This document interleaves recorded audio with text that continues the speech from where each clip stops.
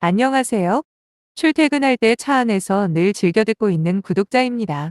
나이는 33이고요. 최근에 남편과 이혼을 하게 되었는데 마음 정리도 할 겸 이렇게 사연을 올려보네요. 솔직히 여기 사연들을 수없이 들으면서 가장 이해 안 되었던 말이 바로 그런 사람인 줄 몰랐다 였어요. 그분들에게는 정말 죄송하지만 어떻게 조금의 낌새도 몰랐을까 하며 답답하게 생각한 적도 많아요. 열길 물속은 알아도 한길 사람 속은 모른다는 말을 저는 믿지 않았거든요. 아무래도 제가 하는 일이 사람을 상대하는 서비스 업종이라 조금만 대화를 나눠보면 그 사람에 대해서 어느 정도는 파악이 되더라고요. 그런데 하물며 결혼 상대인 남편 같은 경우에는 충분한 확신을 가지고 내가 직접 골라 결혼한 거니 더더욱 그 말이 납득이 안 되었습니다. 하지만 지금 와서 보니 모두 제 경솔한 자만심에서 비롯된 착각이었네요. 정말 사람 속은 모르는 거더라고요.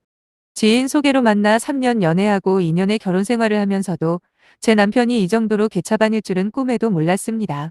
거기다 최소한 저를 아내로서 사랑은 하고 있는 줄 알았는데 고작 돈 몇 푼 때문에 이혼까지 감당하려고 했다는 사실을 알았을 땐 진짜 극단적인 생각까지 할 정도로 고통스러웠거든요. 그래서 이혼하고도 한동안 마음 잡느라 고생 좀 했네요. 제가 여기에 사연을 올리는 이유는 다른 거 없어요. 그저 제 이야기를 들으시고 다른 사연들 속의 주인공들에게 그랬듯이 힘내라는 말 한마디면 충분할 것 같아서입니다. 제 소개부터 할게요. 나이는 앞서 말씀드린 바와 같이 33이고요. 20대 후반에 남편을 만나 30 넘어서 결혼을 했습니다. 저희 친정 부모님은 두 분 다 정정하십니다. 아빠는 사업을 하시고요. 엄마는 전업이세요. 사실 지금 아빠가 하고 있는 사업은 외할머니가 도와주신 겁니다. 외할아버지가 돌아가시면서 남겨준 재산이 상당히 많았거든요. 이남 일녀 중 막내인 엄마에게는 2층짜리 상가 건물을 하나 주셨습니다. 자기밖에 모르는 두 외삼촌과는 달리 외할아버지 살아계실 때부터 분수에게 살들이 자라던 엄마와 아빠를 각별하게 아끼셨던 외할머니께서 아빠 정년 퇴임하자마자 제안을 하셨다고 합니다. 아직 창창한 나이니 사업을 해보는 건 어떻겠냐고요. 물론 사업 자금은 걱정 말라고 하시면서요. 그렇게 외할머니의 도움으로 시작한 아빠의 사업은 비록 돈을 어마어마하게 버는 수준까지는 아직 아니지만 그래도 꾸준히 성장하고 있는 중입니다. 그래서 저 결혼할 때도 1억이나 지원해 주셨고요. 하지만 남편 같은 경우에는 사정이 달랐어요. 사실 시아버지는 이미 돌아가신 지 몇 년 되셨는데 문제는 시어머니가 전혀 일을 하려 하지 않는다는 거예요. 그렇다고 건강이 안 좋다거나 일할 능력이 없는 것도 아닙니다. 아직 60대 초반이신 시어머니는 마음만 먹으면 충분히 무슨 일이든 하실 수 있을 텐데 한 달에 70만 원 나오는 연금과 시아버지 돌아가실 때 받은 보험금으로 살고 계시죠. 다행히도 남편 직업이 좋은 편이라 저와 결혼할 때까지만 해도 결혼 비용으로 마음 상할 일은 없었고요. 집값도 반반 혼수도 반반, 나머지 결혼 비용도 딱 반씩해서 결혼했습니다. 하지만 결혼할 때에 비해서 시가 형편은 점점 나빠졌는데 어찌 보면 당연한 일이었죠. 일단 시어머니에게 고정적으로 들어오는 수입이 없잖아요. 그렇다고 시아버지 보험금이 무한정 있는 것도 아니고 그나마 시누이가 회사 다니며 버는 돈과 저희가 드리는 용돈까지 합쳐서 그럭저럭 살고 있기는 한데 그것도 영원할 수는 없는 거 아니겠어요. 신우가 시집이라도 가버리면 그때는 시어머니 혼자서 생계를 꾸려가야 하는 상황인 거죠. 하지만 시어머니는 자신의 앞날에 대한 걱정은 전혀 안 하시더라고요. 완전히 천하태평입니다. 돈을 아끼는 법이 없어요. 집에서 밥을 해먹는 경우보다 시켜 먹거나 나가서 외식을 주로 하십니다. 그러면서도 가끔씩 제가 걱정이라도 할라치면 자기 걱정은 하지 말라며 큰 소리는 또 얼마나 치시는지 몰라요. 물론 시어머니 노후가 걱정이 안 되는 건 아니지만 그래도 최소한 집은 가지고 계시니 연금 받는 거랑 저희와 시누이가 드리는 용돈으로 어찌어찌 먹고는 사시겠다 싶어 크게 신경을 안 쓰고 살긴 했습니다. 저희 남편에 대해서 조금 이야기를 해보자면 일단 덩치가 엄청 커요. 키는 190 가까이 되고 몸무게도 0.1톤 조금 안 됩니다. 성격도 무던하고 아니 무던하다고 한때 생각했고요. 저 역시도 남편과 성향이 비슷해서 결혼 생활 내내 부부싸움 한 번 없이 평범하게 살았습니다. 둘 다 맞벌이의 공동명의로 된 저희 집도 있었고 올해까지만 신혼을 즐기다가 내년부터는 본격적으로 아이를 가지기로 이야기해놓은 상태였죠.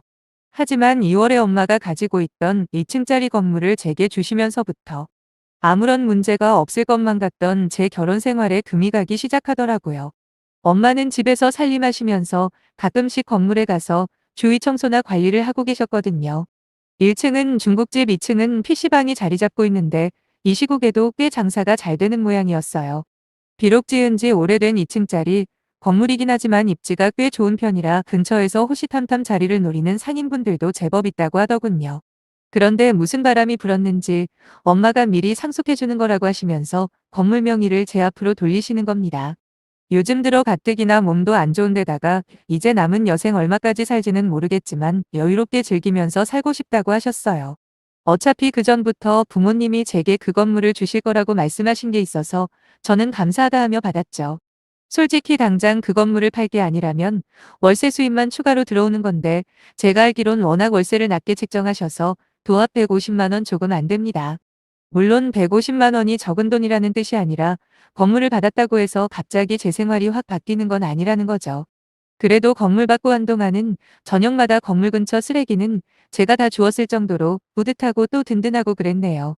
나중에 아이가 태어나면 좀 큰 집으로 이사해야 하는데 그때 팔아서 보탤까 아니면 좀 더 가지고 있다가 장사를 할까 등등. 상상하는 것만으로도 흥분되고 기분이 좋더라고요. 남편도 정말 기뻐해줬습니다.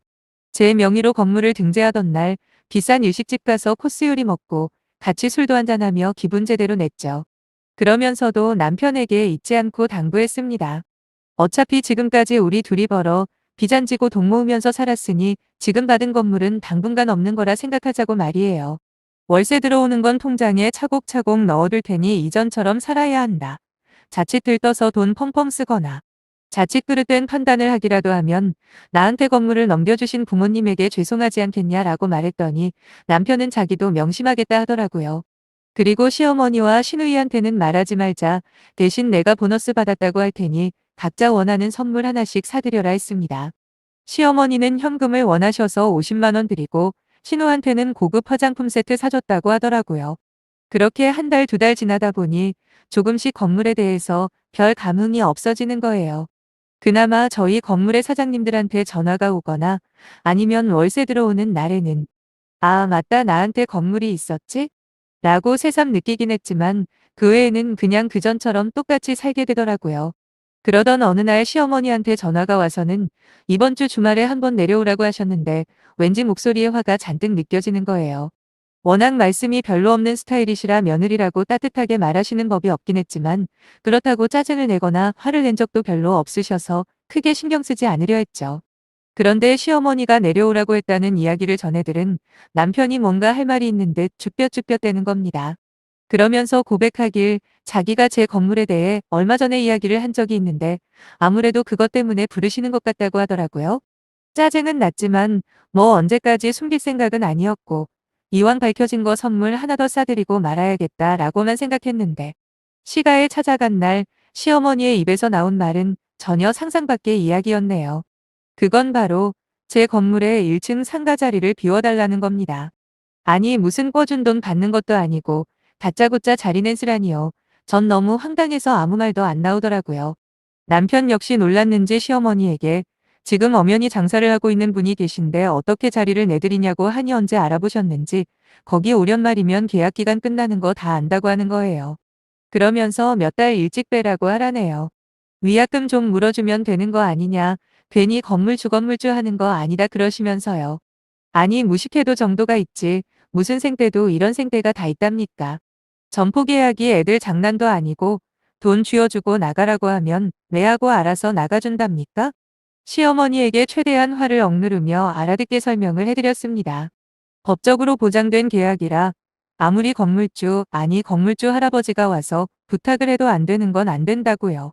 그랬더니 갑자기 화제를 전환해서는 저보고 왜 건물 받은 거 숨겼냐고 소리를 지르는 겁니다.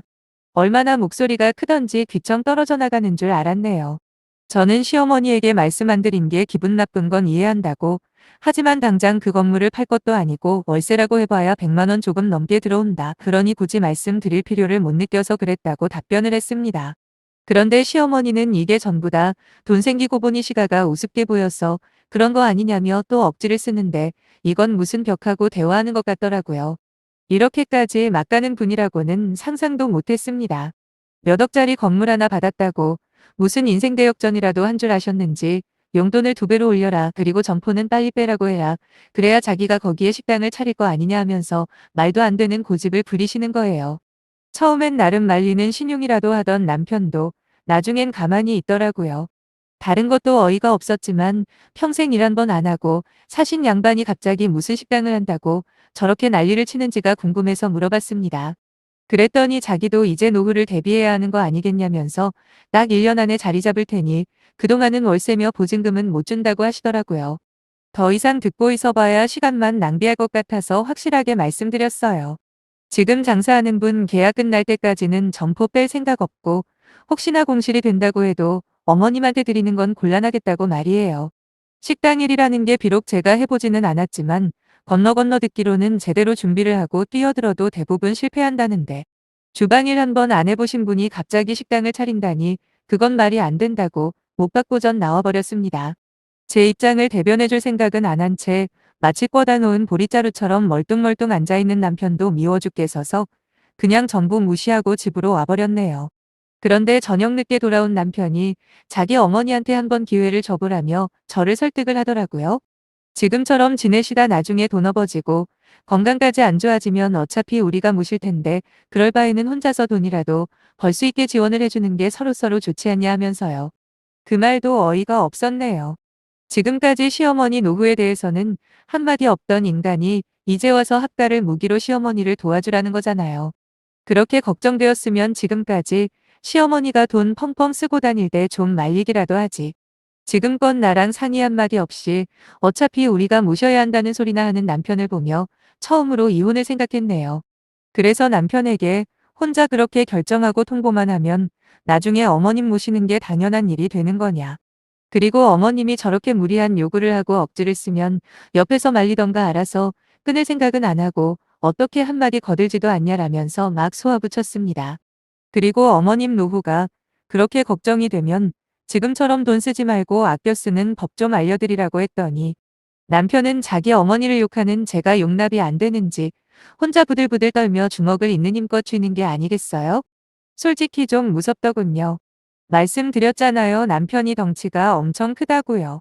그에 비해 저는 왜소한 편이거든요. 그래도 할 말은 해야겠다 싶어 당신 어머니 식당 차려주고 싶으면 최소한 6개월은 다른 식당에서 일해보고 그때 다시 이야기하자 했습니다. 그 말에 남편은 저한테 버럭 소리를 지르며 달려드는데 정말 깜짝 놀랐어요. 다행히 제 몸에는 손 안 댔지만 그 행동만으로도 전 엄청난 위협을 느꼈죠. 남편은 절 보면서 어떻게 자기 엄마를 식당에서 일시킬 생각을 하냐고 눈물까지 글썽이는데 정말 까맣게 몰랐습니다. 내 남편이 이만큼 시어머니를 끔찍히 생각하는 효자인 줄 말이에요. 자기 집에 전화도 잘 안 하고 심지어 시어머니 생신날짜도 제가 알려줄 만큼 아무 관심 없이 사는 인간이 이제 와서 갑자기 효자 코스프레를 하는데 역겨워 죽는 줄 알았네요. 그래서 전 결국 이럴 거면 이혼하는 게 낫겠다고 말했습니다. 그러자 남편은 저를 비웃으며 자기도 그게 훨씬 좋겠다는 겁니다. 곧이어 입을 여는 남편의 말을 듣고는 이번엔 제가 웃음을 참느라 혼났네요. 남편이 뭐라고 했냐면 이혼하면 제가 받은 건물도 반은 자기 거라는 희대의 헛소리를 하더라고요. 솔직히 말하면 얼마 전까지만 해도 저 역시 몰랐습니다. 여기 사연들을 듣다가 상속받은 재산은 이혼 시 분할 대상에 속하지 않는다는 사실을 알게 되었죠. 그때는 단지 신기하다라고만 생각했는데 그 정보가 이렇게 소중하게 쓰일지 몰랐네요.